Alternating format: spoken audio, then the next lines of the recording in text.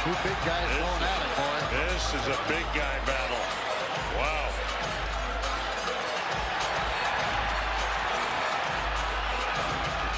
Well, an advantage for the Ranger. Remke had no helmet for Johnston, so those punches are going to hurt a little more when they land. They'll let them go. One guy's 6'7". How big's Johnston? 6'5"? No, I think he's 6'7" also. Yeah, that's pretty good size. Let him go. Come on, let's go. It's time. Welcome to the Instigators Hockey Show. You got Chris Kotsopoulos over there in the corner. You got Maddie, the mailman Lips down here at the bottom left. And always Ricky the Goon Otizu over there bottom right. I'm Paulie D. It's been a week. I know you missed us. We got a lot to talk about. Crazy stuff. But first, let's get some of the administrative stuff out of the way. Please make sure you like and subscribe on Facebook. Please check out our TikTok, our website that Beth has designed. Did a fantastic job on that. We're going to be adding bios and some media there too. So make sure you check that out. Obviously, we're on Facebook and Instagram. Maddie the Mailman is really dominating out there with TikToks. So make sure you check out the clips and the teasers.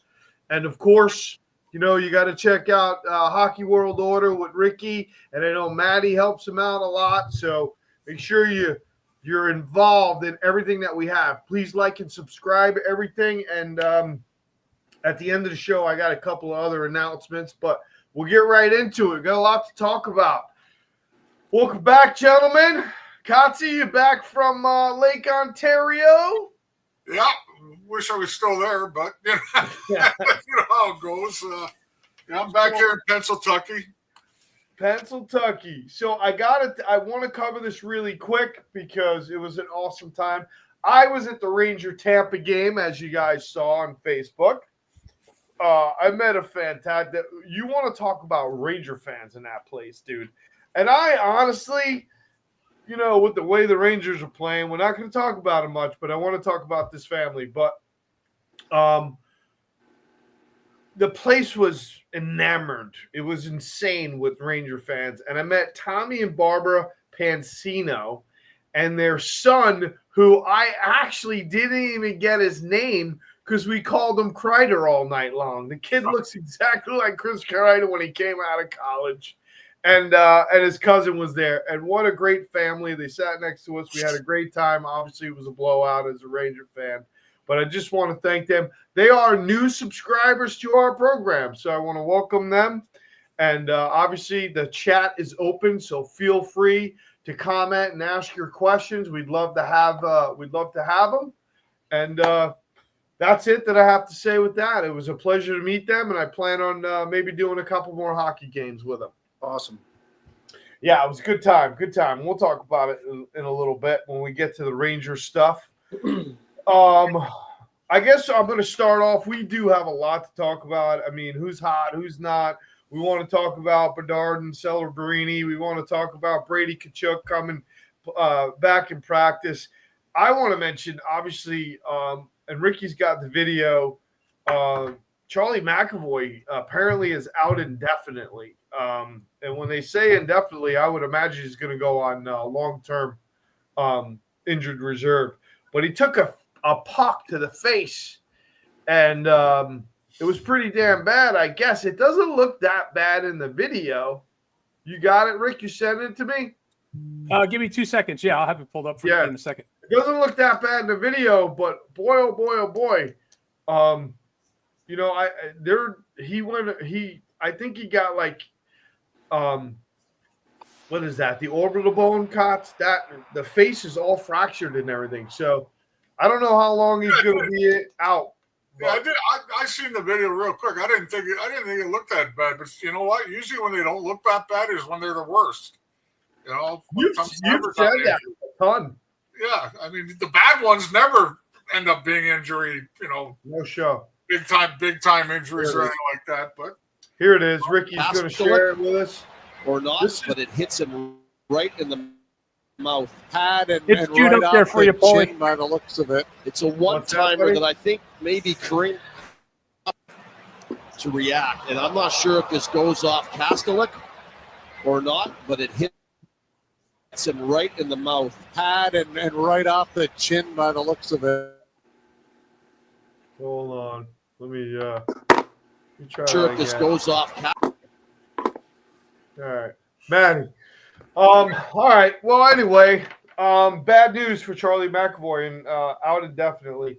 The Bruins have been playing some decent hockey as well. So I don't know. They're probably going to miss him. I think he's got a couple points, doesn't he? He was doing pretty damn good up to that point, wasn't he? Oh yeah, he was. He's a rock solid defenseman too. He's a big part of their defense, and he was a big part of them having some success. Yeah, actually, let me just go back real quick. Because I'm pretty sure I had some of his stats. I mean, obviously they're gonna miss him, but that the shot to the face didn't look as bad, like Kotze said. But Kotze's always said that. He's like, the ones that look really bad, usually the guys come back okay. The ones that don't look bad, it's like it messed them up forever. But let's see here. McAvoy, 14 assists in 19 games this season. So, I mean, he's got some points there. So he's that next man in line with that lineage of Boston's famous defenseman, or you know what I mean, Ray Bourque, the giant there, Chara. Yeah. Now McAvoy's the guy taking over for that. He's averaging almost 24 minutes. He's a Long Island boy, isn't he, Matty? Long Island, Long Beach. Yeah. Actually. Long Beach. Long Beach. Long Beach. Who knew? His parents own auto shop or deli, something like that. Really? Something like that. Anyway, leading the team with 23-46, almost 24 minutes a game. So he's going to be sorely missed for them. That's for damn sure. Yeah, that's a tough blow. Honestly, Boston has been one of the teams right now that I don't think anyone expected to be as good as they are. I agree. And I don't think any of us did. I thought they'd be at the bottom of the Atlantic, Yeah. trading Carlo, trading Marchand at the trade deadline last year. And you know what? I thought they would have traded Pasternak at this deadline because I thought they would be that bad. They surprised a lot of people. I mean, it's all on Swayman. When Swayman's good, they win. When Swayman's not good, they lose.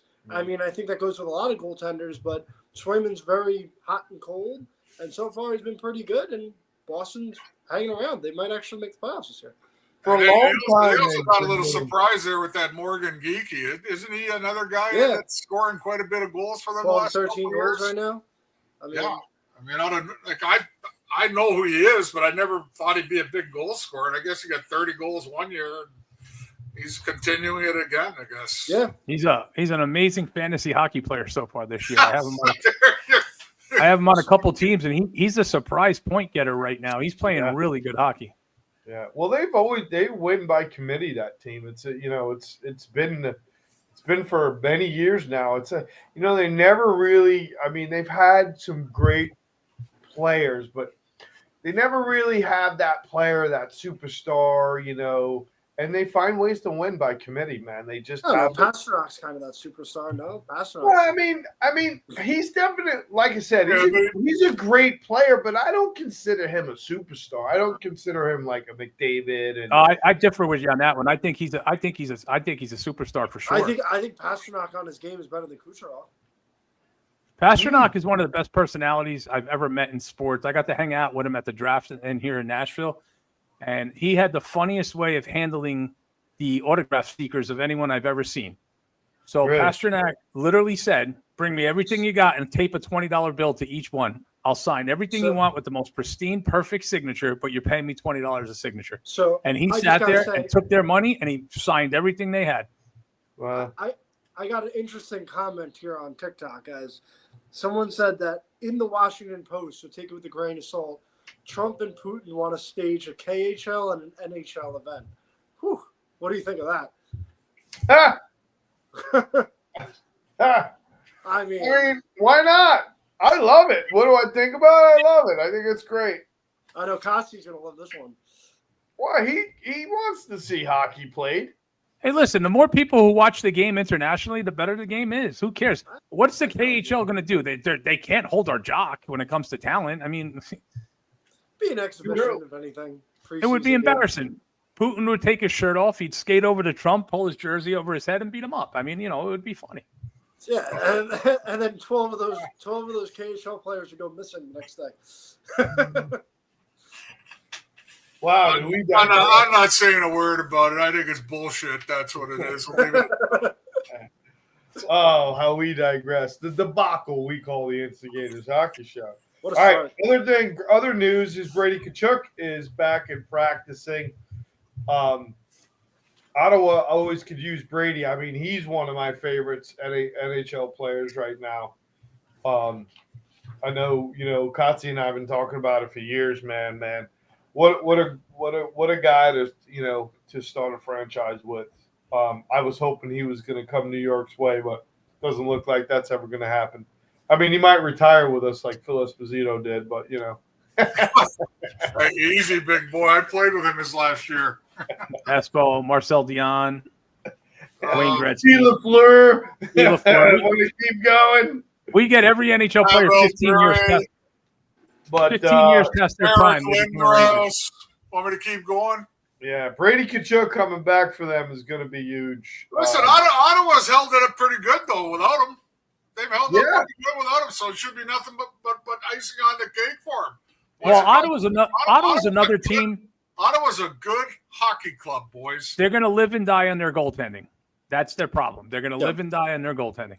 Yeah. Now, that's interesting, and I'll get into that point later, but I'm going to have a comment on that later. Yeah. But you know what? Right now, a bunch of teams are going to live and die with their goaltending, and we'll both get into it, Ricky. Yeah. Hey, listen, Ottawa's got a lot more. I mean, when they got the Cousins trade from Buffalo and they were able to get a second center behind Stutzel, that changed the team at the end of last year. And so far, even without the Tkachuk trade, they've been able to hold on right now. I said, I've been on the record, I like Ottawa's roster more than Montreal's when fully healthy. I think they have more sandpaper than Montreal. I think they have more grit. I think they have more grind. Without Brady Tkachuk, that's a huge loss, but they hung in there. And, I mean, every team in the East right now is kind of bunched up. So we'll see if Tkachuk gets a little boost. Well, I mean, obviously he's a big part of that team. He's a big body guy. He plays every role. He drops the gloves. He plays physical. He smashes defensemen. He's got some decent hands. He's not afraid to go in all the ugly areas. I mean, he plays a very respectful game. And, he's got some skill, man. So it's going to be huge for them. And like Kotze said, I mean, they're holding on without him. He should be the icing on the cake. I saw them earlier this year. I think it was, in the first 5 games, but they went down to Tampa Bay and they came back. They're a very resilient team. They don't go away. They play a very smart brand of hockey, and they're very persistent. They don't. The score doesn't seem to intimidate them ever when they're playing. It's something that I admire about them, man. I think they went down 2 or it was 2-1 or possibly 3-1. Came back and won that game in regulation. And like I said, just a team that doesn't seem to stop playing their style. They go hard. They play a lot of good north-south hockey, man. They get it done. They get it done the dirty way. I really respect the way they play hockey. They almost beat Toronto. Came back from 3-0. They kind of choked their 6 away. Yeah. They were. They're no slouch on offense. And like you said, goaltending is really what's going to hold them. They get good play in net. They can beat anyone. They could lose to anyone. The parity in the NHL right now is at a record level. If you look at the divisions right now, take a look at Detroit. They've got 25 points, right? And we've been laughing at Toronto this whole season going, are they going to make the playoffs? They're 5 points out of first place. Exactly. The Carolina Hurricanes have 27 points. The Devils have 27 points. The Rangers have 22 points. They're 5 points out of first place. They haven't won 1 game at home. They've been shut out 4 times and scored 1 goal in 3 other games. If they had marginal scoring, marginal scoring right now, the New York Rangers would have 30 points and be ahead of the entire NHL. If It's so Hey, listen. Matt, don't start. Don't start right now. Listen. Don't piss me off. We're in the first 10 minutes of the show. I want to remain calm. I mean, I want to remain calm for the first half hour. There's only, Here we go. Ricky, there's only a few teams that are obviously out of the race as far as I'm concerned. Calgary's one of them. Nashville's one of them. Nashville's the other one. Everybody else is still alive, yeah. whether we want to admit it or not. They are. Points-wise, they are. There's still 60 games to go, guys. The most parity in sports is in the NHL. Going to happen there. There's a lot of games still to be played. That being said, I'm going to get my little 2 cents in here because I know you guys got some junk to talk about. Who are the most underachieving teams in your eyes right now? And it's got to be more than one. Let's start with you, Matty. Well, I don't want to talk Rangers because we're going to get into that later. No. Go ahead and talk about. I guess it's your other former team that you played for, Toronto. I mean, I had been on the record. I called it before the season started. I said Toronto would not make the playoffs, and you said they losing Marner would make that team better. They're not better, but it's not the fact that they can't score goals. It's the fact they can't defend. They're giving up about 4 goals a game.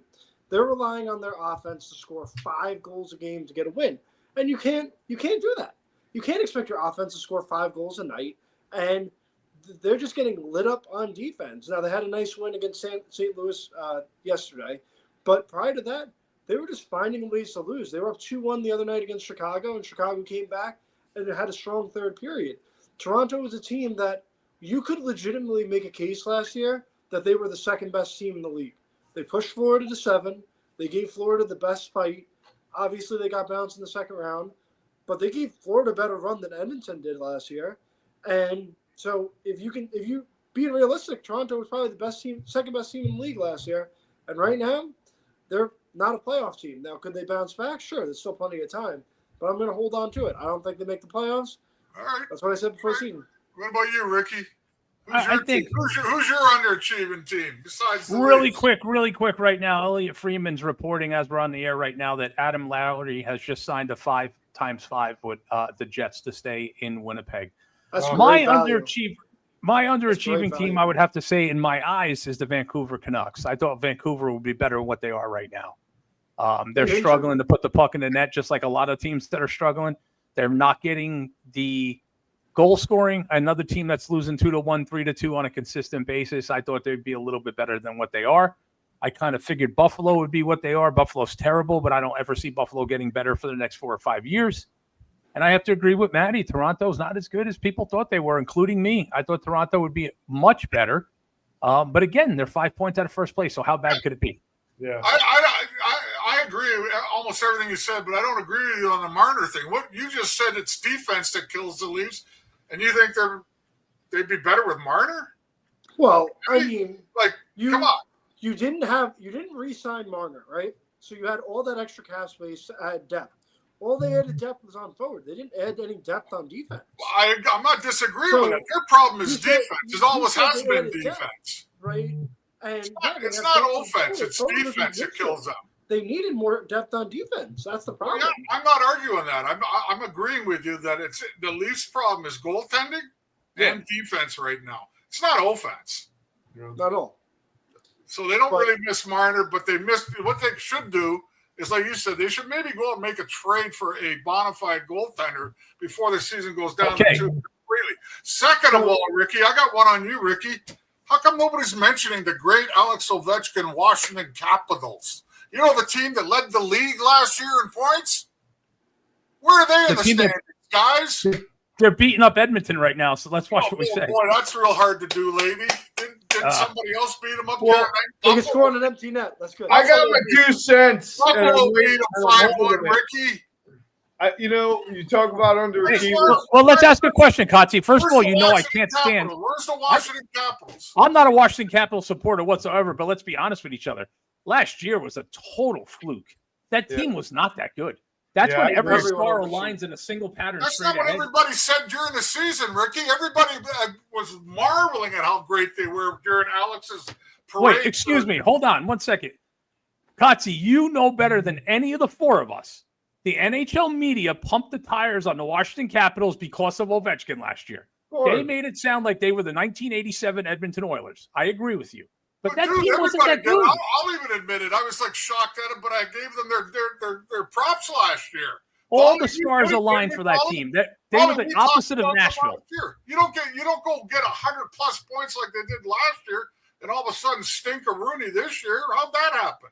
That's like the New York Rangers, huh? Yeah. Not quite. The Rangers didn't win the thing last year, okay? So let's not get that far. Well, hey, Kotze, just to address one thing you said about Toronto, and I'm going to jump into my story time for a minute. All right. This is something we reported here 3 weeks ago. I think I was kind of the first one to say this from sources in Nashville. It came out today. It's been confirmed that Stamkos and he's open to being dealt. Yeah. There's also been talk of the Ottawa Senators and Toronto Maple Leafs possibly getting involved in a bidding war for Saros. His name has come up. They are going to blow it up here in Nashville. They think their future is with guys like Brady Martin and Wood, and their future is a north-south game. They're giving Roman Josi the option to finish his career here. There's been and listen, guys, this is public knowledge here. This is, again, I'm going to say Barry Trotz, Poyle, they've got balls this big. They go on Nashville Sports Radio every Tuesday for an hour to an hour and a half. They discuss their team. They discuss their plans. And then little things from that show come out afterwards, which were kind of planted. And it's been confirmed. Stamkos and Marchand have said we're both open to being dealt.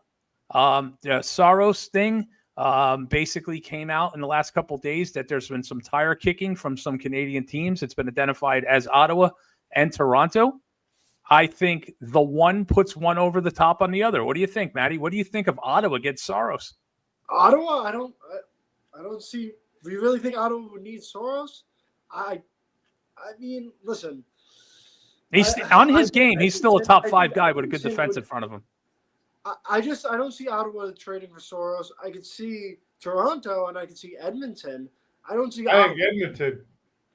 Edmonton, it's been discussed. Edmonton would have to have somebody take Skinner's contract with them, or withhold half of Saros' salary just to get him under the cap.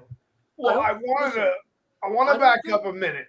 I want to back up a minute because I didn't get my shot with what Kotze had said with the underachievers. The two Stanley Cup teams are right now are 5 and 6 points out of a playoff spot as we were talking, right? Yeah. Edmonton and Florida. Now, Florida has suffered a ton of injuries. We know that.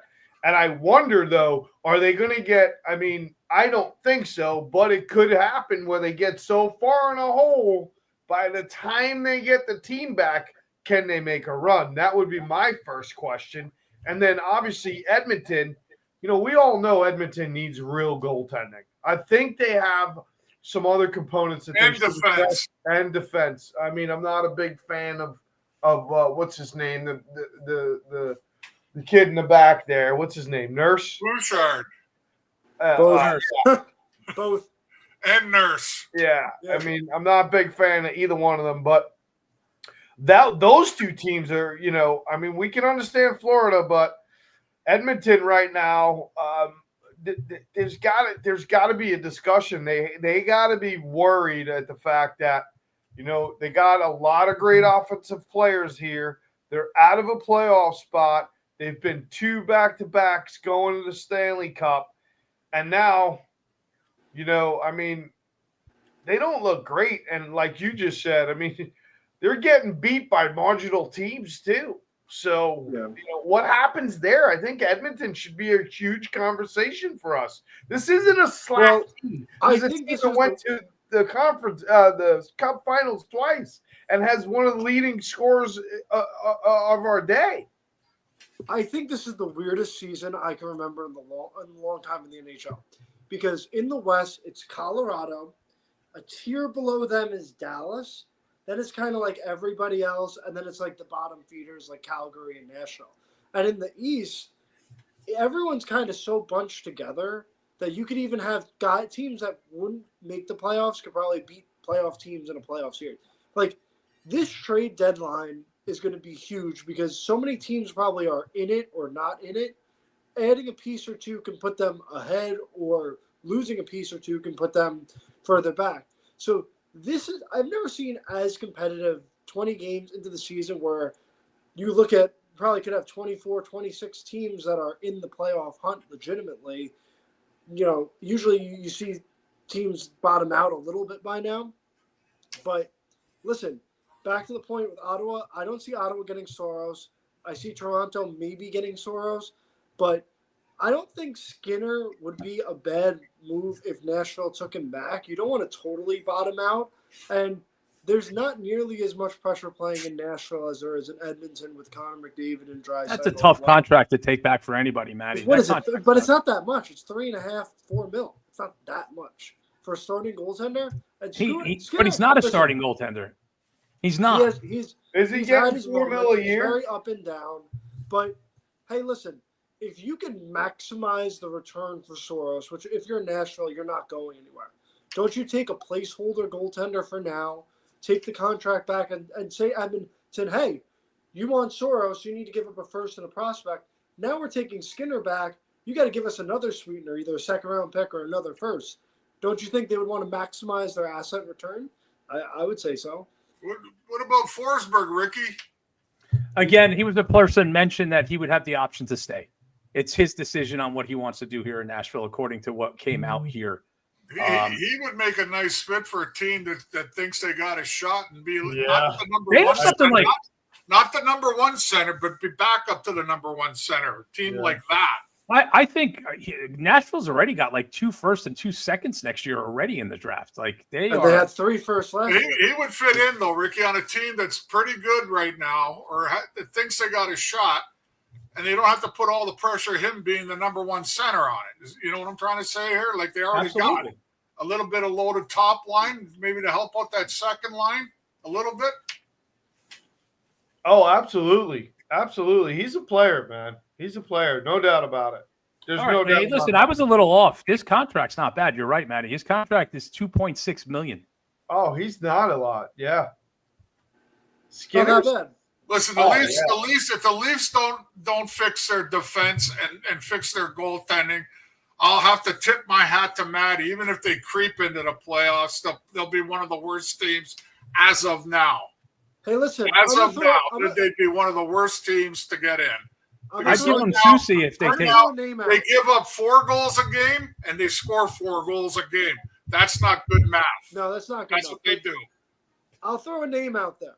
Because somebody floated, Johnny Lazarus and his podcast floated out this guy who's currently a backup as a potential goaltender for Team USA. They floated Jonathan Quick's name out as potentially being a backup goaltender for Team USA in the Olympics. If the Rangers falter, what do you think the return for Jonathan Quick could be the way he's playing right now? I would if I was Chris Berry, I would listen to every offer in the world and have a nice little chat with Mr. Quick about it. Say, look, if you're coming back, there was talk last year of teams trying to acquire him at the deadline too. He's a wanted commodity. He's a proven winner.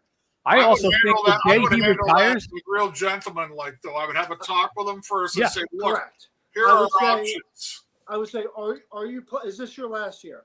If this is your last year, we'll ship you to contender. If you want to go one more, we'll give you another one. Yeah, he's still got it. I mean, the day he retires, he becomes the Rangers goaltending coach. Look at the game last night, the last game he played against Detroit. I mean, come on. I mean, Detroit manhandled basically the Rangers, and 4 minutes left. It wasn't 8-1. Yeah. I have to say, I gotta love the fact that he's got balls bigger than anybody on that team right now, because I didn't see Connor Sherry, Zibanejad, Miller, Susie, or anybody else go after the guy who put the puck in the empty net. But I saw Jonathan Quick come off the bench with anger in his eyes and bad intent. And when your backup goalie, your starting goalie, but who is your backup, has to show that kind of emotion because nobody else is, we got a problem. And let's talk about body language, guys. It's going around the NHL. We called out Lafreniere on this early in the season. His teammate, which we'll get into later, and it's been around the league, a lot of bad body language this year. Is the NHL becoming a selfish league? Is it becoming more basketball where we're going to run down and throw up 3-pointers? Or Is it I don't score, so I get to pout for 5 seconds after I miss an opportunity?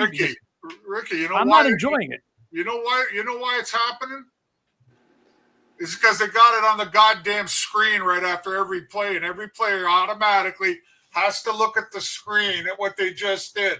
I talked to Ron Greshner about this. Like, we didn't know what the fuck we just did this shit before. We had to go look at a screen. Yeah, it's true. They look at the screen coming off the ice. Then when they get to the bench, they get their little mini Well, the TV. biggest screen watcher in the NHL is Adam Fox. Ricky, you should have been here. Oh, yeah. I should have been there. Like, give me a fucking break. Yeah. Adam Fox loves to look up at that big screen TV.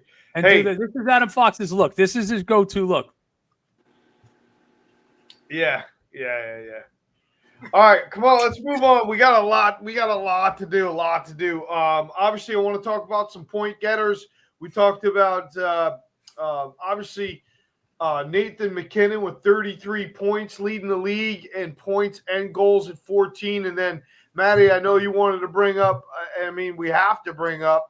You got to look at Celebrini, who's tied with Connor McDavid at 30 points, and then Connor Bedard is right there at 29 points. And then you move at goals. You know, Celebrini's with 13. Connor Bedard's tied for second with 13. Marty Nashis, and then Bo Hovat. But these two kids are really making a name for themselves. Hey, don't leave out. You're missing a kid, man. You're skipping right over one of the other kids in this league. Leo Carlson. Leo Karsten, bro. Yeah. Carlson's got 26 points. Yeah. I mean, Doesn't can't it- cover if you could everybody, right now- man. We got time. You know, we Kids, got time constraints, man. no, I'm just saying, but the kids in the NHL right now are all blooming. This is a great time to be a hockey fan. We talked about this last week. The Western Division, man, if you watch those games at night, it's like watching the old Edmonton games. The puck's flying everywhere. It's great to watch, guys. If you get a chance, watch the Ducks, watch the Sharks, watch the Blackhawks.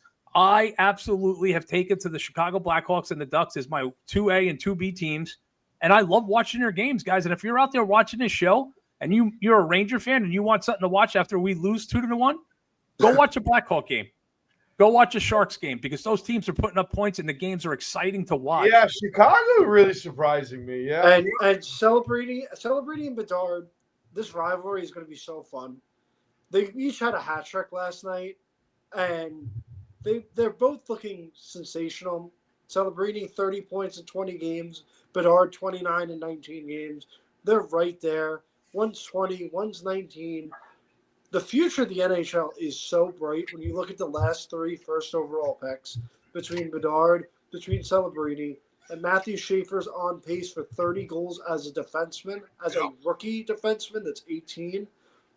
You look at Team USA isn't going to win anything because those guys are all Canadian. That Team Canada is going to be loaded for the next 15, 20 years. They're going to consistently hold down gold for any Four Nations or Olympic play. Yeah.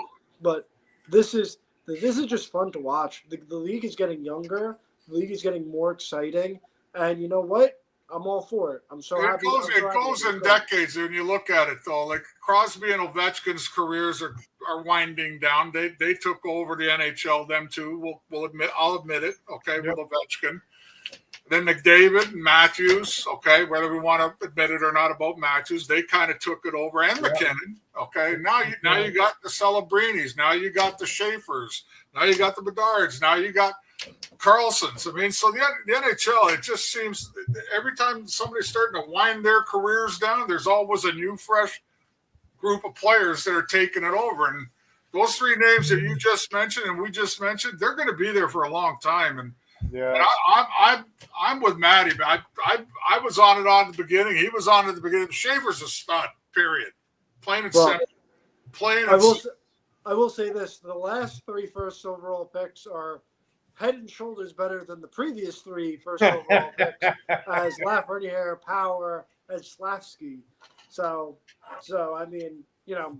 Just goes to show you it's an imperfect world, Matty, how the scouts are. You know, the scouts think they're the geniuses in the world when they scout this guy and tell you how great they are and stuff like that.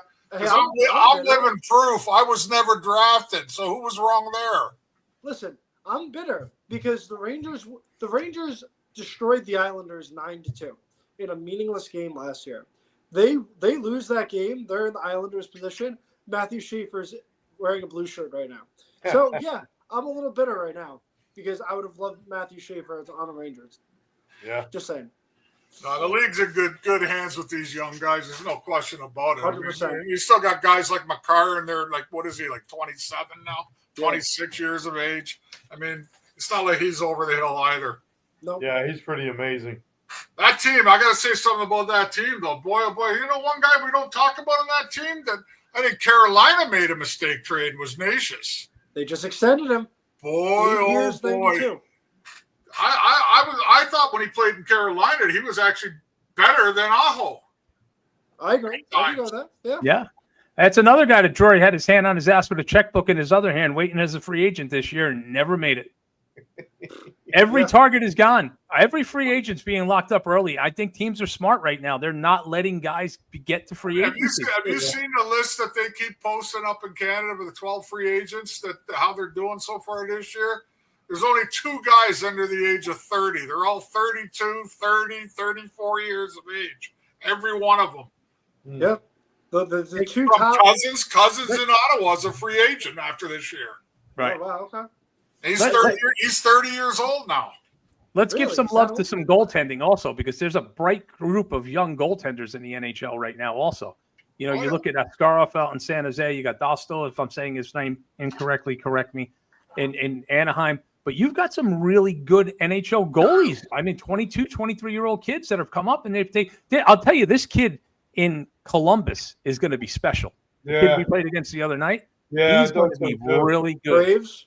Yeah. Jet Graves. Is that how you say his name? Graves? It's not Graves or Graves. whatever. Yeah. Yeah, I thought he was real good too. I totally agree. Yeah. Columbus doesn't get enough love. Columbus is they were right there. And I got one of my buddies on TikTok, you know, he's a Columbus fan, right? So he's happy right now. But Columbus doesn't get enough love. They were right there in the playoff picture last year. They're a very solid team. They're well coached. They got talent. They're not going to blow you away with their skill, but they're going to be right there. But that was a team who, if they had consistent goaltending, they make the playoffs last year because they were very up and down. They lost all the games where they scored 6 goals. I mean, that's tough. And I like them. I think Columbus is a good young team. You're 100% right. Again, the parity in the NHL is right here. Every team is within 4 or 5 points of each other except Buffalo and Nashville and Calgary, obviously. But it's right there. You know, anybody could win on any certain night here. Yeah, I agree. Right. I mean, piggybacking off what you said, Ricky, because I think it's perfect segue with Jack Hughes getting hurt. And you're saying everybody is right there. I think that's what's going on with all these guys cutting themselves at dinner time and stuff like that. But what is that? Ricky, come on, man. What do you got on that? What is that? Hey, listen, as a Ranger fan, if you guys go back, do you remember Van Beesbrook was having a Vezina Trophy season and leaned on his coffee table and went through it and cut his entire arm, missed almost the whole year? Do you remember that? I know. That's a good story. But listen, you remember that, Kotze? You remember Brian Leach bowling on ice? I mean, this stuff happens. Yes, I know all the stories, Ricky, on those ones. I wasn't a Ranger then, but I still know all the stories. But listen, the East is wide open right now. Completely so it's wide open, and it was beforehand. And is Carolina the best team in the East? Montreal got destroyed by Dallas the other night. Can you really trust them? Montreal's come down to earth a little bit. Yeah. They lost to Columbus, they lost to Dallas. I mean, if anybody could kind of put it together, the East, like even the teams like the Rangers and the Maple Leafs, right? 2 teams that are struggling, they put it together. If anybody makes the playoffs, anybody who makes the playoffs in the East could win. Like that's how competitive it is. I don't think there's any clear-cut favorite in the East. I thought there's only one team you could say that's dominant right now, and that's the Colorado Avalanche. That's it. Yeah. You can't say no. You can't even say Dallas. You can't say any of those teams because they've had their ups and downs. There's one team that started the season, stayed at the top, and is still at the top, and that's the Dallas is right. Dallas is right there with them, though. I will say. Yeah, but they had their little dropsies there, and every now and then. I agree. I agree. All right. I think it's going to be an interesting thing, you know. But I think, like you guys are mentioning, Ricky and Maddie, about the young goaltenders across the league. I don't know all their names, but I've seen them play. some of them are on the wrong teams. Yeah. You know what I mean? They should be on other teams. For And sure. you know what, Ricky? Yo, hey Rick. Seriously though, what's the bag on what's his name? Hughes cutting himself. I mean, come on, is that a true story? Did he really cut himself? Well, allegedly, what happened was the story I heard was that he went to get up off a table and he put his hand on glass and not the table, pushed down, and the glass shattered. I don't know how true that is. We're never going to know the truth until somebody writes a book after his career's over. Was that a pregame meal or an after-game meal, Ricky? Was that after-game meal like well, the the story? backstory was they were out to dinner with Frank the Tank. One guy. There you go. It's a dinner. I can't stand. I'm a Mets fan. Can't stand Frank the Tank as a Mets fan. He's 50 years old. He looks horrible for 50, but that's besides me. But they were out to dinner with Frank the Tank, who just looks basically what Devils fans would look like. And I guess they had a few too many, and there you go. That sounds like a more likely story to me, right there. Wow. You know, Well, listen, have you ever seen Frank the Tank, Paulie? I don't want to see. No. All right, so Frank the Tank is from Barstool. He's made famous by the Barstool sports guys. He's famous for screaming after every single Met game, ripping up tickets, ripping his shirt and throwing it. He throws a fit. He's a character. I don't know. He's lost weight, but he was like 450 pounds for the longest time. He's an alcoholic. He does hot dog reviews. I was trying to clean the story up a little bit, but I'm glad you brought it up, Maddie, because I just didn't want people getting mad at me for talking They about can get mad at me. I don't care. Yeah, but it's a bad look. It's a bad look. He's with a guy that's a known partier. He's with a guy that's a known partier. Maddie sent me something today. Some guy burned himself up in a barbecue. Yeah, in Florida. The guys on Florida. Yeah. He can't play until he feels comfortable in his uniform. That's what I read. That's what kind of burn he has. Who knows? From a barbecue. Knuckleheads. Having a barbecue in Florida. I thought you guys didn't have barbecues down there. It's hot enough just to stick the steak out in the air there, Paulie. We do. We have a lot of barbecues. Cooking on the pavement there in Florida. It's so hot. Ricky, I know you wanted to talk about Nashville. I think you got through that already, right? And then we're just talking about a couple guys down here that are going to be possibly on the move sooner than later. And the rebuild here is probably going to be a full-fledged rebuild. Other than that, really, we covered it earlier. Yeah. The only other point I wanted to bring up in my in the know. It's a little Ranger point, but I wanted to bring it up, and we could talk about it more extensively later. As I really got to question Mike Sullivan's lineup choices. I have to question. I'm at a point where I'm becoming frustrated. We are not giving the youth of this organization a chance to succeed. Everybody said we called up Gabe Perreault. He played the first game on line 1.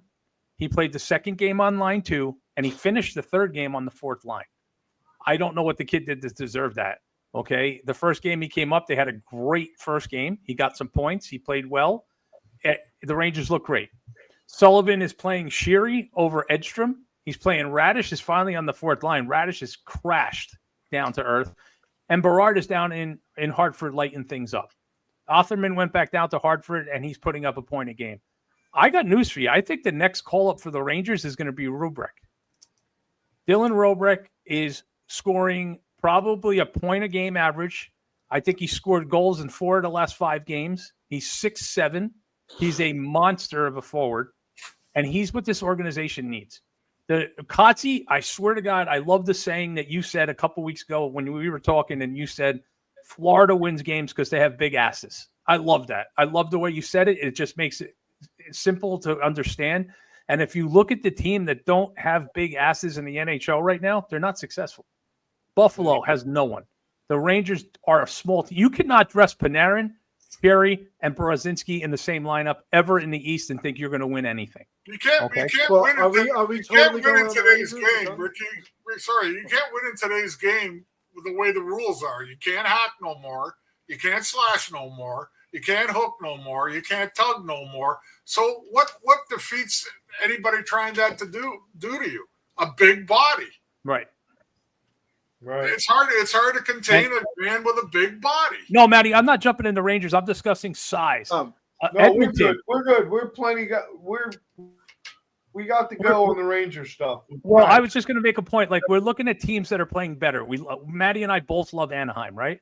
Anaheim got bigger. You got Kreider, you got Trouba, you got guys now that are bigger. They're not getting pushed around. You got Gudis on that team. You're dressing Ross Johnson every game. Okay, Chicago got bigger physically. I just love Kati's expression. They got bigger asses than other teams right now. And the part of Florida struggling right now is because a lot of their big asses are on IR. Yeah, and you know, it opened my eyes to a lot of things. I look at lineups now differently because even a guy like Matthew Olivier in Columbus is not the biggest guy in the world. He's like 6'1", but he's 6'1" wide, right? Oh, yeah. He's not on a 180-pound frame. He's on a 215-pound frame at 6'1", right? Probably more than that, honestly. Yeah, I mean, the roids are taking effect on him, to be honest with you. He looks like his head gets any bigger, he's going to be John Cordick. Stop. Stop. I've broken more stories than any of you put together. I'm telling you right now, there's something up with that kid. I've seen him since his rookie year. Go back and look at my articles and my columns. I begged for the New York Rangers to pick him up. At one point, he was on waivers from Nashville. really. Begged for them to go and get this guy. He is doubled in size. You know what? He's not even a fourth liner to me. He's a third liner. He's a third line player, and he's killing penalties for them. He's killing penalties on that team. Listen, I told Paulie last year he was going to be a free agent, but Columbus signed him. Right. Because teams are locking up their size. This is what we talked about 10 minutes ago. They're not letting guys who have any kind of value make it to the open market.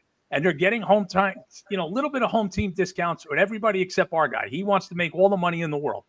Well, right? because next year there's no more 8-year contracts. That's why everybody's signing the contracts right now.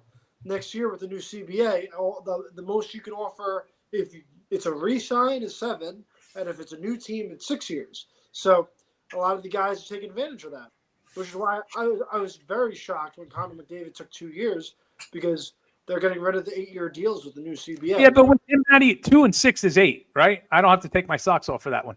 2 and 6 is 8. He's going to get an 8-year deal. I mean, Edmonton's going to lock him up for another 6 years, so he's getting but in a roundabout way, If you say so.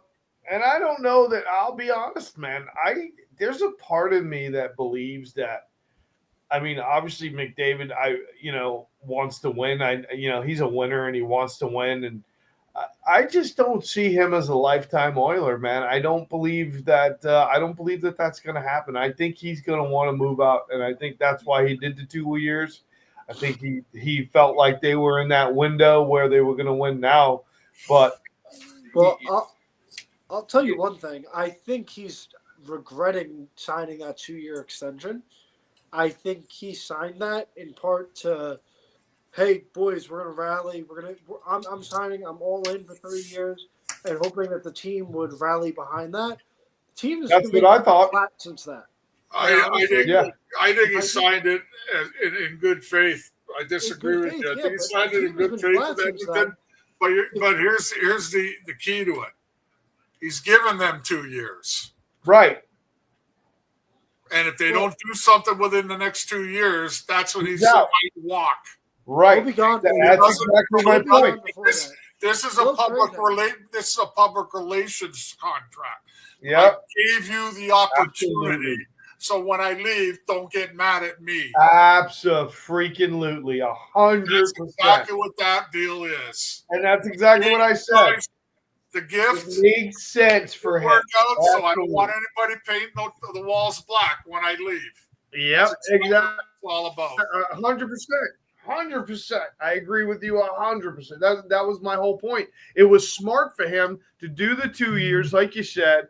It was, it's just smart. It gives them 2 years.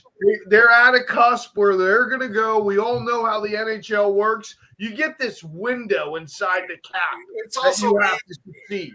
It's also easy to do that when you got $100 million in the bank already. Okay? Well, how happy do you think he is signing? I don't think he's happy at all. I don't think anybody in Edmonton should be happy at all. If I was part of that team, but let me finish. How happy do you think he is signing a 2-year deal and they give Bouchard $10 million? And if he's taking a discount and Bouchard has been worse than Nurse, and Nurse has been a terrible defenseman. How do you think he feels when it's like, I'm taking a discount, Bouchard's getting this, and he's not worth that contract whatsoever? But you don't know what his thought might have been that I'm making room for you guys to sign these guys that you think are key, to give them the money instead of Listen, me. he's the national treasure in Canada. The guy's making up all the money you want with endorsements. I don't blame Matthews at all for doing what he did. I don't blame him at all. Yeah. He's already made a ton of money. He's won every goddamn thing there is in hockey except for a Stanley Cup, guys. That's it. Yeah. He's won everything. There is a scoring title, championships, gold medals, blah, blah, blah, blah, blah. The guy's set for life. He don't need another contract. Really, money-wise. Yeah. Well, moving on. But I agree with you on Bouchard. Bouchard, at best, would be a 6. If I had him on my team, the way he plays defense, and I couldn't send him down, he'd be in the stands as the 7th defenseman every night. Damn it, you're going to hate your Christmas present. I got you a jersey. All right, back to New York Rangers. Hey, I don't want to steal your thunder, but and I know you talked about it briefly. I didn't know if you finished, but I do agree with you, Ricky, with Sullivan. I'm very surprised at the lineups. I really like how he talks. I really like his approach. There's a lot of things that I like about Sullivan. I got to be honest. But I do sometimes scratch my head, and I think Kotze's covered this. I don't know, and that's where we got the mailman. I don't know the ins and outs of who we're bringing up and down, and how many games they could play before you got to send them back, and all the other rigmarole that goes with these kids. But I agree with you. You got Radish, you got Kanashiri playing top 6 minutes. You got him on the second power play. I mean, Paulie, have you noticed that late in the game, Connor Sherry is getting bumped to the first line? Yes. I mean, honestly, what is he thinking? Because I'll be honest with you, if he was getting unbelievable chances, it would be a different story. If he was a guy to go to the front of the net, hence Edstrom, and be able to screen a goaltender and stand there and take a beating, I'd be okay with it. But he's 160 pounds. He's knocked on his butt. Every single time you turn around, he's in the corner on his knees. Okay? I don't think he is contributing. I'm not picking on the guy, right, at all, other than the fact if you don't see he's not bringing anything to this team and you are the head coach and you are not playing guys that are more deserving, you got to be held accountable, especially in New York. Yeah. Okay? I don't disagree. And I want to just finish one point, and then I know the rest of you guys want to jump in here. But my other point is that this team is struggling to score goals at home. This team has been real hot and cold with the power play. I know as of late they've chipped in, but they're still losing games. They've chipped in with power play goals. The Perreaults, the Berards, the Othmans, these were the kids that I thought we were going to infuse and at least try to help add to some of the offense. I mean, you look at that second power play line, and I'm like, what is this hodgepodge of garbage that we have on the ice on the second power play? I'm like, this is not – nobody's scared of this second power play. And if you noticed, they love to play up on them. They love to rush them with the puck. You're not looking at guys that can handle pucks and make moves and can dip and do and get and find the open guy. And I just don't understand what people don't understand when they're managing personnel. What about Matthew Robinson on the other end of the puck? Matthew Robinson is one of the biggest defensemen we have. He's never had a bad game. Right. I mean, in my opinion, he played. And you know what I like about Matt Robinson? He shoot first. Every chance he gets to shoot the puck, he shoots the puck at the net. There's no dipsy doodle. There's no trying to make a cross ice pass. He shoots the puck at the net. You do know your hockey because I've been saying that for weeks. Every time that guy comes up, he doesn't hesitate. He tries to get a shot on goal instead of making that, we're going to make the artwork pass again. Right. like a lot of guys do on this team. I love the kid. I do. Well, I love the kid. I love the kid. I think he should be in every night. I think Connor Mackey should be up too, but that's just me. Yeah. Listen, God. No. Go ahead. I want you to go, and then I want Kotze to kind of go Listen, at the end. Here. To me, this is the same meal that we ordered with just a different restaurant. This feels like just now you sound like Ricky, bro.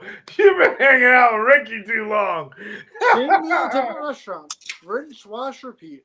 We have another veteran coach that's only playing the veterans, that's not playing the kids. You look at Brent Berard, who, with a torn labrum, had 6 goals and 4 assists playing bottom 6 minutes last year.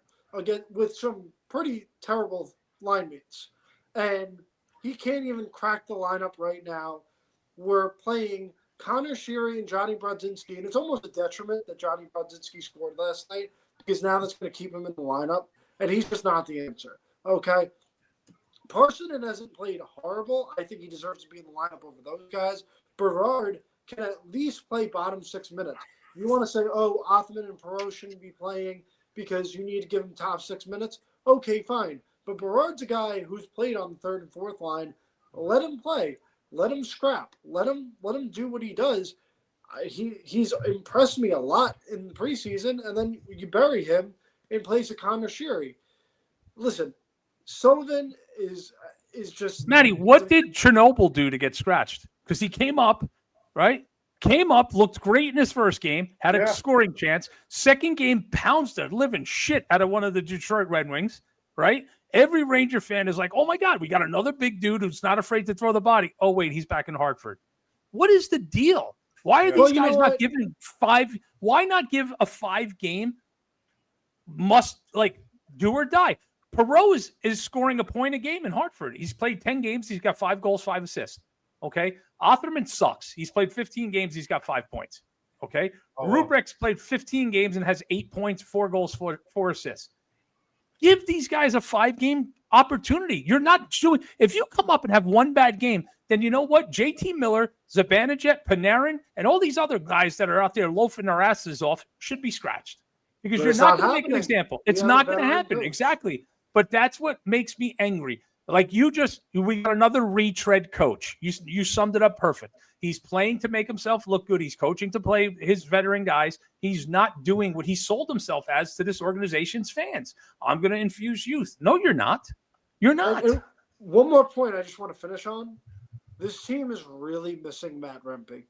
And oh shit. They are down a lot of size without Matt Rempe. That's an understatement.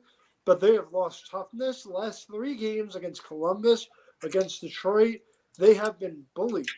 They've been bullied. Columbus, Detroit, and they've lost the physical battle. And earlier in the season, they were winning the physical battles. And Rempe's gone, and Edstrom hasn't been as physical. That he hasn't seen the ice. And Carrick's not had any scoring chances since he's gone. In there. Carrick, Carrick had to fight Olivier the other night. You know? Yeah, but I'm saying I don't care about fighting, Matt, and I don't mean that towards you to be disrespectful, cut you off. Carrick's game has changed since Rempe's out. The scoring chances are gone. That 4th line's invisible now. Yeah, I agree with that. Right? With him, Entrim, and Rempe, that has a lot to do with the juggling. He's gone from the 4th line to the 3rd line to penalty killing, back to the 4th line, back to the 3rd line. There's no consistency with the lineups to start with, okay? And that's the thing. I'm gonna get my little 2 cents in here. You guys realize what the Rangers have drafted or talked about great prospects in the last 7 years? The 2 Swedes, how'd those work out? How'd that work out? Then you got Lafreniere, and don't get me wrong, Lafreniere at times does show that he's capable, but he doesn't do it consistently. You got whatever happened to Sikora. They were talking about him for a couple of years. 2 points in 15 games. Okay, but this is what I'm getting to. Othman. They were talking about him for the last 3 years. Now you got Gabe Perreault, and now you got Bedard. So, and when you look at all of them as a whole, Ricky and Matt, which one of these guys has shown you something that instantly caught your eyes? when they stepped on the ice. None of them, as far as I'm concerned. Well, I can't say that about Perot because he was none of them have instantly showed me. Kotze, they brought Perot up and played him on the fourth line last year. The next guy up from the minors. They haven't, Ricky. And you're not going to get that chance that often. So when you're there, you got to do something on your own. There's a pecking order. You guys mentioned it earlier.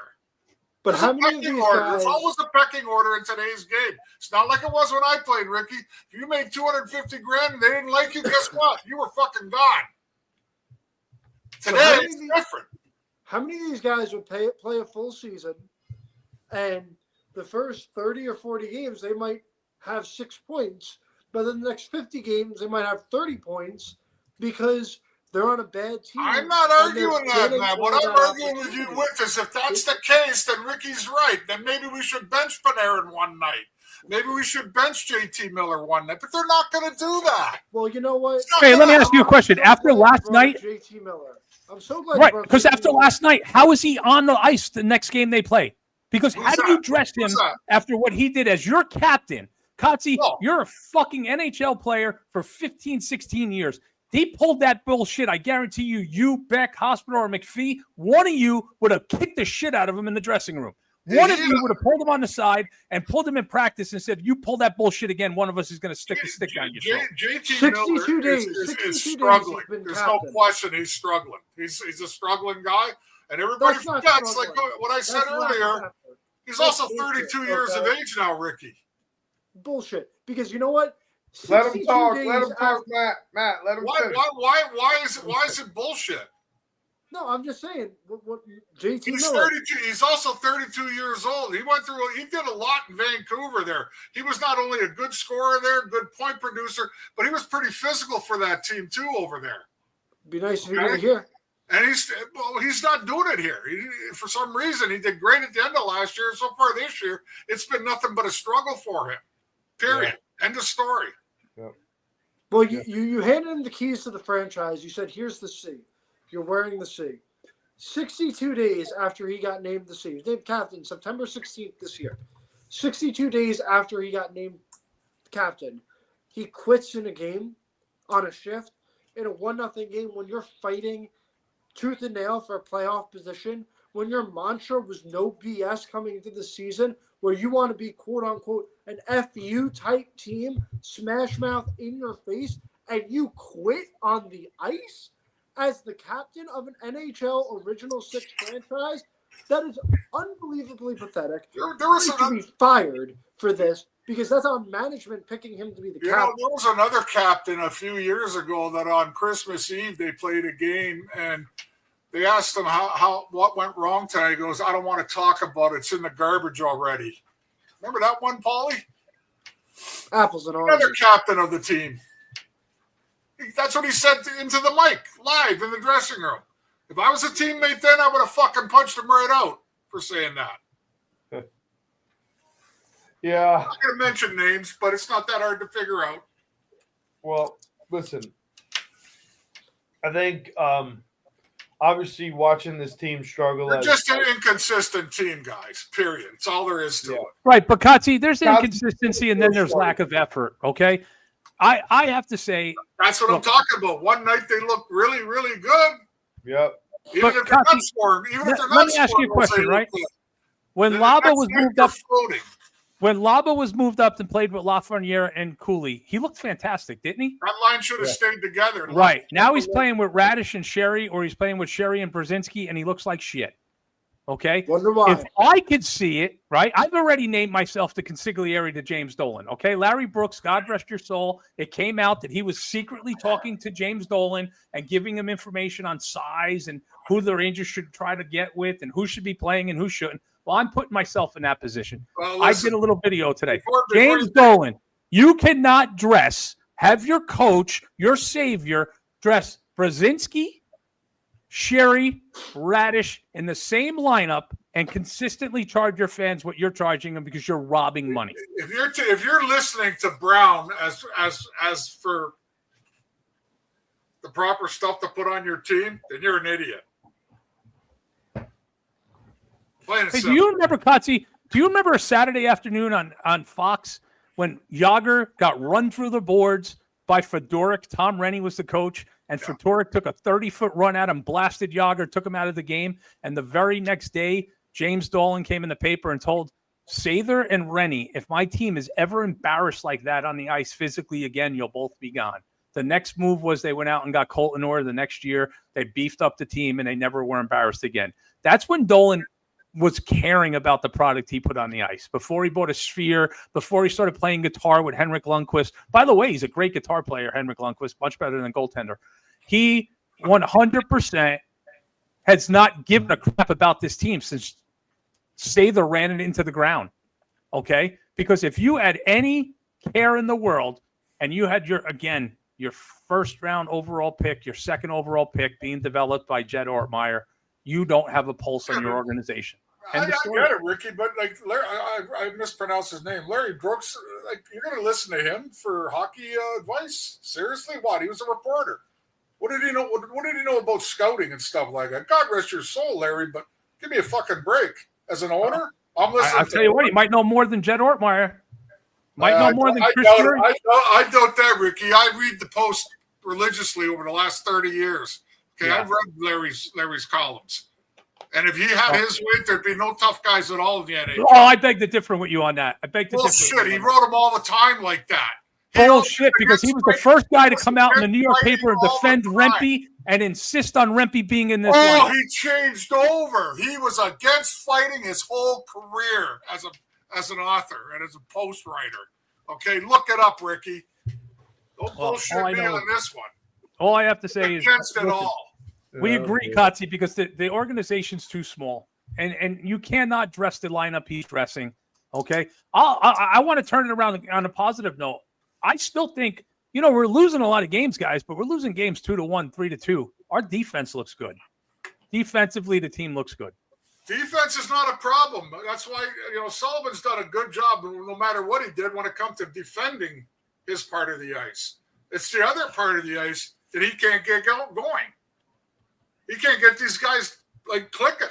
It's consistency, Rick. I don't want to see 3-4 points a night out of Panarin and then nothing for 3 games. And then 3-4 points a night, then everybody's going to point.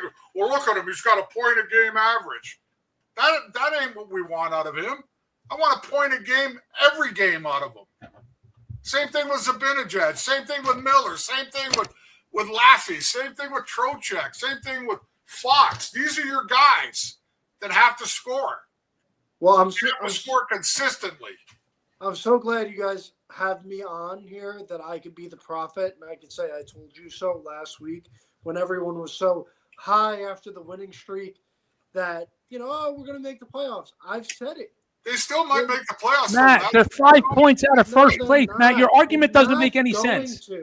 Your argument makes no sense other than you want to be a heel right now. You just want to be – you want to play the guy on the show that pisses me off and gets Kotze and me yelling. That's great, but you're wrong right now. They're 5 points out of fucking first place. You're talking out of your asshole. You let me finish? Is it time to sell? I'll tell you exactly why. They've already blown with 7 games at home where they've scored 2 total goals in 7 games. Shut out 5 times, 1 goal twice. Only one of those games did they get blown out with the Islanders, where it was 5-0. Yeah. Every other game within the final 2 minutes, it was a 1-goal game. Right. That is 12 possible points. You didn't even get an OT loss. So that's 12 points down the drain. You didn't get 3 or 4. Okay? You cannot do that. And, yeah, I get it. That's the past. But you cannot do that. And then you have your captain do what he did yesterday. Matty, listen to me. I love you to death, Matty. I love you to death. But if you were in front of me right now, I'd probably bite your ear. They are 5 points out of first place. 5 points out of first, not last. First. There's going to be a time when this offense clicks and they're going to win 5 in a row again or 4 in a row again, and they're going to be right back in the hunt to be first overall. So, Kyle, is JT Miller going to try? Is JT Miller going to try? You're beating the horse with me. I can't stand what he did. I agree with you on that. So I agree with you.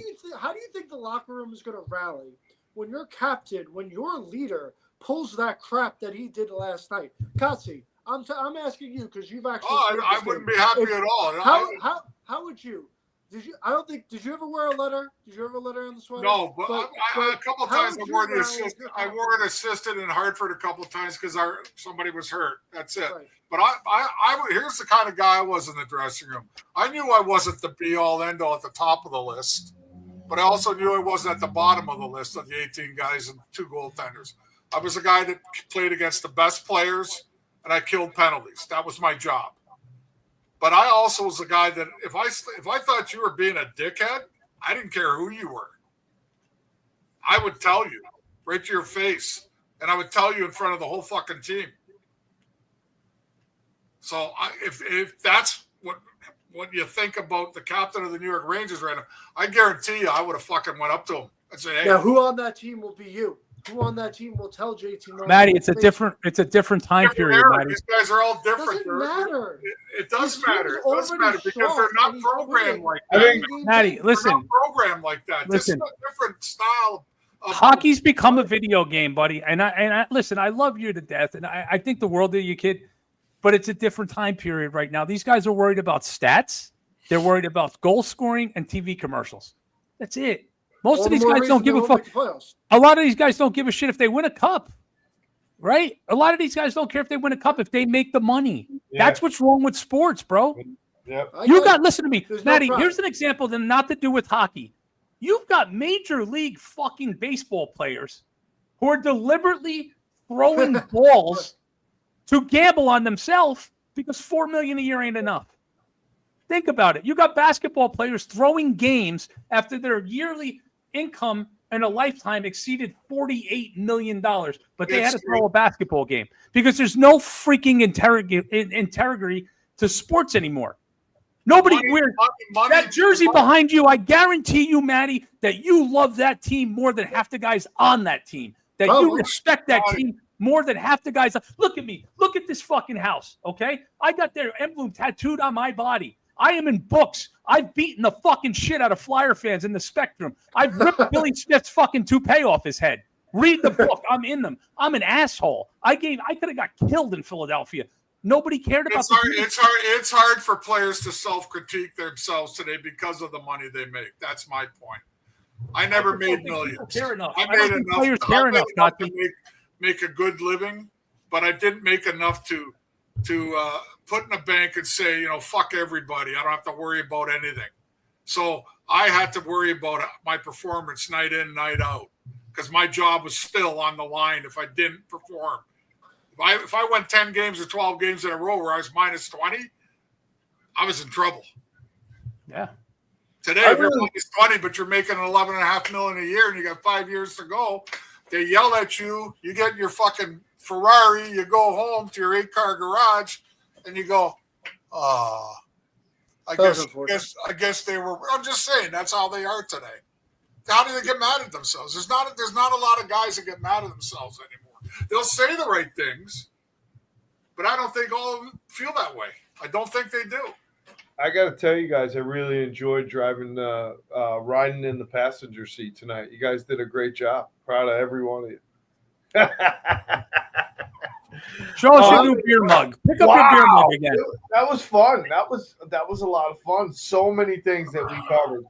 Here's the last thing, because we're kind of running into time here, but I know Kotzi and I kind of spoke briefly before you guys came on. And Kotzi, you didn't ask the question. Now I'm surprised because you had said to me you had one more question. I saw you rip up the paper, but you said, "Hey, I'm going to ask you guys, is it time to sell?" So I won't start first. You can let. I know. I'll go first because I got a simple answer. The answer is no, because you're 5 points out of first place, right? Yeah. But here's the deal: if you're 10 points out of making a playoff spot, and it's a month left to the trade deadline, absolutely. But guys, it's not going to be this glum all the time. The offense is going to break out. They're going to get a lucky bounce and win a game 2-1. They're going to get a shutout and win 1-0 and turn things around. I don't think they have anything you can sell. Panarin, no trade clause. Zibanejad, no trade clause. Miller, no trade clause. Lafreniere sucks. He's got 4 goals. Who wants him? Your defense is what you'd have to break up if you were going to move anybody. And who wants Otherman right now? Because the guy's got 5 points in 15 games in the AHL. Soucy's movable. I think Soucy's movable. I think he's somebody to a contender at the cup at the playoff deadline could do really well with another team. Borgen, I don't know. Did they give him a no trade, Matt? 5 years. No, for the first 2 years, he's got no trade. Then it's so he's locked down too. He screwed us on. He screwed us on that one. Listen, when's the last time Borgen hit somebody with force? Well, who knows? But Jonathan Quick is our best trade asset right now. How scary is that? Maddie put it all in perspective. I'm the old defenseman on the team. Okay, our team, us four. I don't see the only guy that hits on the defense now is Soucy. That's it. Yeah, and that's a shock too. None of the other guys hit. I love Actually, I'm wrong. I did talk with Schneider hits. I talked with Gresham. He's got a bad Adam Fox has more hits in the last 2 games than those other guys combined. He actually tried to hit some people. I really like Gavrikov. But anyhow, is this sell time to you, Matty? What do you think? Not right now, but it's getting close. It's getting late early. Okay, we're at the 20-game mark. This team is right now. What do you have as a building block for the future? You got nothing. You got no building blocks for the future. You got nothing. This is going to be the rock to my church. There's nothing right now, and you're looking at if this season continues to go south like I think it's going to. The next 3 to 5 years of Ranger hockey is going to be very dark. They're going to be like Chicago. They're going to be like Chicago before Bedard, Chicago the first 2 years with Bedard, and that's if they can get lucky in the draft lottery and if they actually get generational talent. It's going to get ugly really quick for the Rangers if they don't turn around because they have no building blocks for the future. They're a quote-unquote win-now team that's not good enough. And the assets that you have, I'm sure somebody will take Panarin. I'm sure you might be able to get a first and a prospect or something for Panarin. Soucy will get something for. Maybe Mika Zibanejad waives his no-move clause and you can get something for him. But they have 2 first-round picks coming up in this draft.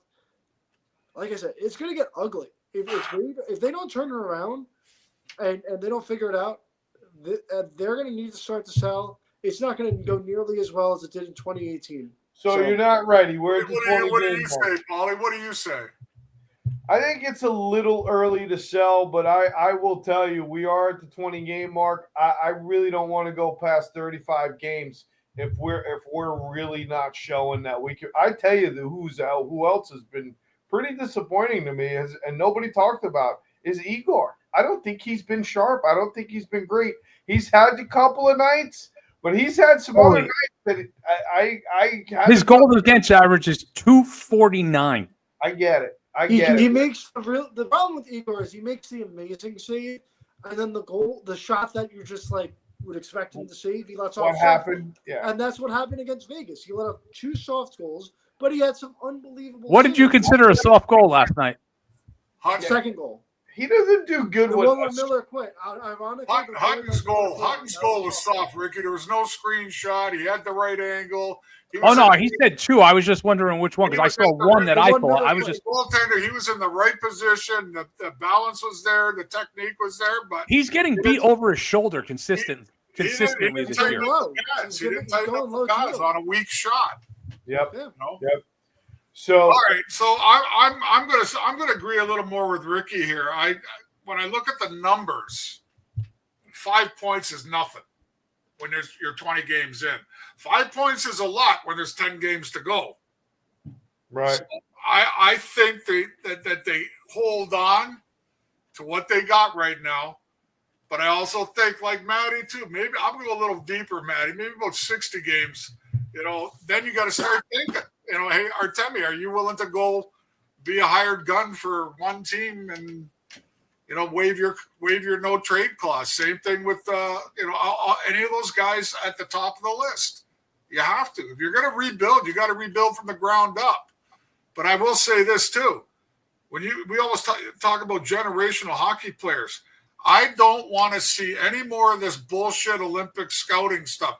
Oh, we can hop on our feet for fucking 6 minutes. We can do this. We can jump to the sky. We can do the shuffle, this, that. I want to know if they can relate to the National Hockey League, not the league they came from. Yeah. I'm so tired of the way they do stuff in pro sports today. Well, you can't afford three. You need new player development. Well, you know what, Matty? It doesn't. I don't care. Mark Osborne, who's a great guy, a great player, you know, a good player on a hockey team. I played with him, and Ricky knows who he is. Yeah. That broke all the records for the most physically fit athlete in the history of Canada. Really? You know what he had? He had fucking frying pan hands. I was going to say, and he never hit anybody either. With all his size he had and the physical shredding. Mark was a good player, but it didn't. Being the Great most slap shot. fit athlete in the history of Canada, like there was a fitness test from everything, from track and field, everything. Mark Osborne blew the fucking numbers away. I barely passed because I smoked, but he blew the numbers away. And it didn't relate to the ice. He should, if you go by all these fitness tests that they rely on so much when it comes to drafting, it doesn't work. Katya, let me ask you a question. Let me ask you a serious question.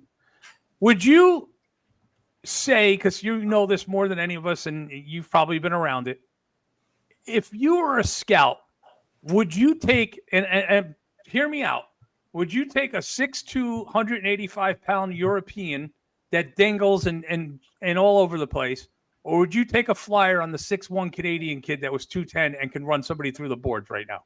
I would take the Canadian every time because the Europeans don't have anything else but their greed, period.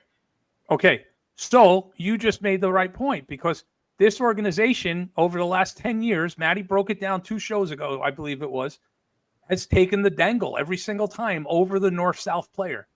We have to change the mindset of the organization before the organization is going to get better. Canadian. Listen, as much as you guys like to bust my balls about Canada and all this, it's not just the Canadian. I prefer North American players, period. I lumped them into one, Katya. I was not busting your balls whatsoever. But they have something to worry about. They can't rely on going back to Europe and playing in a European league. You know what I'm saying? Yeah. So they're going to be in. Katya, you played on the toughest team in the history of hockey, and you've said so yourself, right? Yeah, the Rangers team. The Rangers team, toughest team in the history of the NHL, top to bottom. Not put it up against any team that wants. Other teams might have a better fighter than one of our top guys, but you would have to fight 17 of us. Right. That's the difference. Right. And not fighting is not a key part of this game anymore, but that mentality of you're going to have to fight 17 of us on the ice is gone from the New York Rangers. The mentality is what's gone in the game now is, Ricky, when I went to hit somebody, I'll admit I tried to hurt you. Olivier's a warrior, bro. Make a hit just for the sake of getting a check mark in the hit column. Olivier the other night lived the 1970s style. His guy got hit by Schneider, and the next shift he went out, he went right after Schneider. We have nobody on this team that does that other than Carrick, and the poor guy's fighting guys 5 inches bigger than them every single night. Yeah. You got it. That's part of the Rangers' biggest problem, though. They're like Gresh talked about it today. What's with the stick sweeping? He goes, you skate 20 feet to the guy, you get 10 feet from him. Instead of following through, take the guy, you go like this with your stick. He calls it stick sweeping. Oh, what's up with Fox and his partner sliding across ice to break up plays all the time lately? I've never seen a defenseman leave their feet and slide the way that those two have. And listen, it's working. Don't get me wrong. I just praise the defense. That's old school stuff right there. I would just tell Fox, though, the one time he did slid yesterday, he made a good play. He did make a good play on it. You never slide with your head to the middle of the ice because that's where the puck's going. Yeah, that's where you get hit in the throat. Your head's always got to be towards the boards because they're not shooting at the boards. That's a good point. And on that point, we got to close the show, boys. We got to save something for somebody later on. Hey, Matty needs some stuff for the clips, man. Did you want a quick Nicky story? Real quick Nicky Fotiu story? Yes, I do actually. This is guys used to bring donuts and shit like that into the room all the time. The Fat Club would never eat them because we were always getting weighed in. So I'd be starving for chocolate cream donut or something like that. Anyhow, Nicky would bring them in, and they'd be freshly baked somewhere in Staten Island, wherever he was living at the time. He would bring them in, but Nicky would scoop out the cream, Shaving cream. and stuff them with shaving cream. Like, Shut up. They'd be so fucking fat and plump. People were thinking, wow, these got to be the greatest donuts in the world. Okay? And I'm not going to mention names, but there were so many guys that would take a bite out of that thing. Oh, man. They'd be like, shoot, oh, this is great. This is great. And all of a sudden, and there'd be Nicky standing in the bathroom stall looking down at him, eating these donuts, and the rest of us were in on it. Nicky was one of the best pranksters. There's more. I got more Nicky stories too. Well, you told the one about Espo and the hairdryer too. He used to fill the hairdryer with baby powder. What, you never hear about the one with the lobster? No. We're at a fish joint one night, and it's got the 8-pound lobster, the 5-pound lobster, the 3-pound lobster, and they're all in the big tank at the front. So we have the Palm Restaurant, I think it was, in Los Angeles. At the end of the night, Nicky steals a fucking 7-pound fucking lobster. He pulls one out of the thing, brings it home. He gets a key to Steve Vickers' room. Okay? He gets to Vickers' room before Vickers gets there. He hides in the closet, Nicky. He's got this fucking lobster. I swear to you guys, it's this big. 7-pound lobster is fucking huge. Yeah. And it's live, and it's got those little rubber clasps. Yeah. Nicky took the clips off, and he waited until Sarge went to sleep, and then he lifted the bottom of the bed sheet and put it under. And this fucking thing's crawling up on Sarge. Sarge is just about to shit himself big time. He come back in the morning. He was all over Nicky screaming. And Nicky's going like, get the right guy. Oh my God. That's hilarious, man. That's hilarious. Nicky got me once too in the hotel. I don't know if you remember the pop machines. Remember the pop machines in the middle of each hallway in the hotels? Yeah. The bus is ready to leave, say 8 o'clock, and I open the fucking door. There's a Coke machine right in front of my door. I can't fucking get out of my room. This Nicky fucking moved the machine right in front of my door. The thing weighs like fucking 2 tons. Oh, God. That's great, man. I remember Gresh told the story, Didn't who did it to him? Didn't he wear some crazy like jackets or something? Shirts that look like Italian tablecloths. And they used it as a tablecloth? Yes. He said it? Yep. I gotta get Gresh on one night. He'll tell us some stories. Yeah, that'll be good, man. That'll be good. Yeah. That's fun. There's a ton of stories.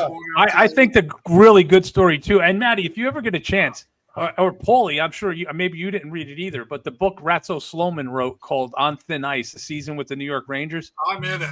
It's a phenomenal book, guys. It's all inside stories. It's locker room stories. It's, a lot of behind the scenes before behind the scenes was cool. They didn't like it though, because he followed the Rangers for a year, and he also came to New Haven and sat on the bus with us for a week. And he interviewed me in the book, and my quote in the book is, "I'm going to fucking make the Rangers next year." He put in what I said. I'm going to make the fucking Rangers next year. Well, you did. I did.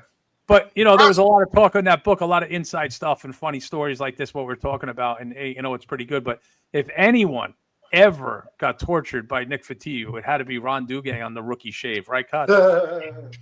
When they told the story that they took a certain part of his body that gets zipped up in his pants and tied a rubber tube around it and threw it over a pipe in the room. That happened to all of us. Yeah. That's it was not fun. Trust me. That closet. I want to go back in Trust that me, it was closet. not fun at all. Getting shaved, blindfolded with hot creamer Jezik all over your groin. Oh my God! Trying to stuff a stick up your ass and shit like that. It was, and guys pouring hot water on you and go, "Oh, don't pee on them." You're blindfolded. You're strapped to the table. Stefan Richer, when they talked about the Canadian hazing and they used to stick the stick up their butt, he asked to do it twice. You know what? After I got shaved, every rookie that I fucking didn't like after that got shaved, including Ronnie Francis. Oh, really? I shaved Ronnie. Fucking really did. I shaved Russ Courtnall. I shaved guys that I played with in New Haven who were veterans in New Haven when I was there. But when I made the NHL, they were rookies in the NHL. I shaved their fucking asses. Yeah. Hilarious. I wasn't letting anybody go. Once I got it, Ricky, nobody's getting off of this one. I took Russ Courtnall in a headlock. Russ Courtnall in Vancouver, his home city. I walked right into the shower. Both of us buck naked. Put him in a headlock, and I dragged him right into the fucking middle of the room and shaved him. Well, on that note, Paulie, I think when we're talking about shaved asses, it's time to go. On the It is. All right, everyone, please check out the websites, the pages, the TikToks, all of it. Please like Hey, and this Kotzi's Taco Shop. I want my fucking pennies coming in soon, okay? like Every time somebody hits on it. I want to say Beth was not with us tonight, and we missed her. That's cool. She had some animal care issues that she had to take care of. So I think these are the hands of some of the Rangers right now when it comes to scoring right here. Yeah, exactly. Hopefully they turn it around. They got a couple more games on this road trip, but we'll have to see. And next week we'll be back, raring to go. So make sure everyone stay tuned. And what time's the tilt start tomorrow night? 9. Oh, okay, so I don't have to stay up all night like I did last night. Watching that shit. Pretty close. I didn't make the whole game last night. I couldn't. But I did because they teased me when Brzezinski scored the second goal that was offside. Like, you know, when Zibanejad was like a mile offside. They teased me thinking they'd get back in the game, so I stayed and watched the whole thing. Yeah. Well, hopefully they put something together here. But for us at the Instigators Hockey Show, we're out. Good night, everybody. We'll talk to you soon. Good night, guys. Gotta go. Check us out.